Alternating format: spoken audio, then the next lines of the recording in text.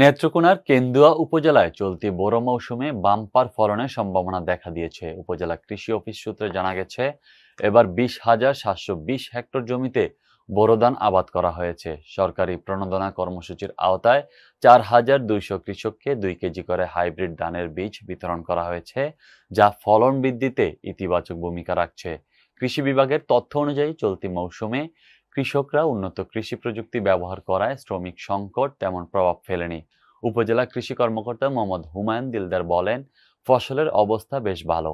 আবহাওয়া অনুকূলে থাকলে এবার বোরো ধানের বাম্পার ফলন হবে। তিনি আরও জানান, হাওর এলাকার কিছু জমিতে ব্লাস্ট রোগ দেখা দিলেও কৃষি অফিস সার্বক্ষণিক তদারকি করছে।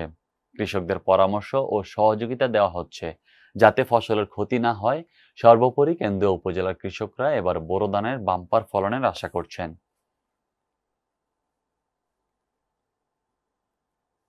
পহেলা বৈশাখ উপলক্ষে সাভার পৌর বিএনপির উদ্যোগে আনন্দ শোভাযাত্রা অনুষ্ঠিত হয়েছে। সোমবার সকালে আনন্দ শোভাযাত্রাটি ছায়াবিথি এলাকা থেকে শুরু হয়ে ঢাকা আরিচা মহাসড়কের বিভিন্ন স্থান প্রদক্ষিণ করে একই স্থানে এসে শেষ হয়। ঢাকা জেলার বিএনপির সাবেক যুগ্ম সাধারণ সম্পাদক লায়ন মোহাম্মদ খুরশেদ আলমের সার্বিক তত্ত্বাবধানে শোভাযাত্রায় প্রধান অতিথি হিসেবে উপস্থিত ছিলেন বিএনপির কেন্দ্রীয় কমিটির পরিবার কল্যাণ বিষয়ক সম্পাদক ডক্টর দেওয়ান মোহাম্মদ সালাউদ্দিন বাবু।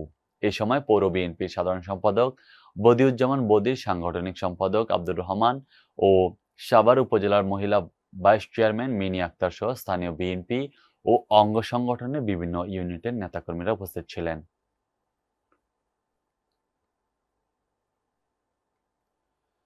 বৈশাখীর চেতনা ধারণ করলে সকলে মিলেমিশে সফলতা অর্জন করতে পারব বলে মন্তব্য করেছেন জাহাঙ্গীরনগর বিশ্ববিদ্যালয়ের ভাইস চ্যান্সেলর অধ্যাপক কামরুল আহসান। সোমবার 21শে টেলিভিশনের 25তম প্রতিষ্ঠা বার্ষিকীতে সাভার উপজেলা উদ্বোধক হিসেবে শুভ উদ্বোধন করতে এসে একথা বলেন তিনি।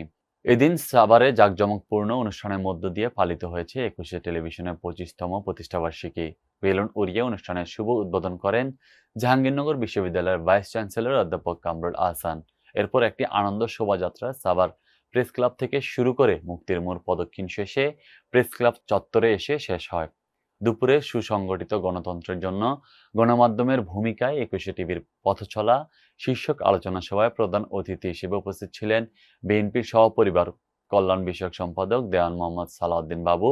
আরও উপস্থিত ছিলেন উপজেলা নির্বাহী কর্মকর্তা আবু বক্কর সরকার সহ বিএনপি ও অঙ্গ সংগঠনের নেতৃবৃন্দ, স্থানীয় প্রশাসন, সামাজিক সংগঠন, সঙ্গীত শিল্পী কাঙ্গালিনী সুফিয়া, জুলাই আন্দোলনে আহত ও নিহতের পরিবার সহ বিভিন্ন গণমাধ্যমের সাংবাদিকরা।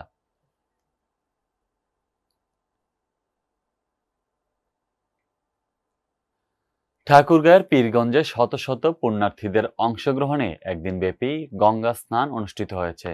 সকালে পীরগঞ্জ উপজেলার কোষারীগঞ্জ শ্রী শ্রী শ্মশান কালী পূজা ও নববর্ষ উদযাপন উপলক্ষে সতীর ঘাটে টাঙ্গন নদীতে ভোর থেকে শুরু হয় একদিনব্যাপী এই পুণ্যস্নান।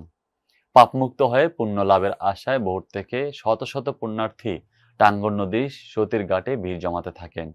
পুণ্যার্থীরা জানান, অন্য যে কোনো স্নানের চেয়ে এই স্নানে হাজার হাজার গুণ পুণ্য বলে বিভিন্ন জেলা থেকে তারা গঙ্গা স্নান করতে এসেছেন।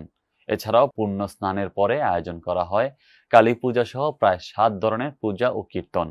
এই উপলক্ষে শ্মশান কালীঘাটে ও নদী এলাকায় দূর দূরান্ত থেকে এসে জড়ো হয়েছে সাধু সন্ন্যাসীরা। এ সময় পীরগঞ্জ সাবেক উপজেলা ভাইস চেয়ারম্যান সুকুমার রায়, পূজা আয়োজক কমিটির তপন কুমার রায়, দেবন চন্দ্র রায়, মনুটরাম রায় সহ অনেকে উপস্থিত ছিলেন।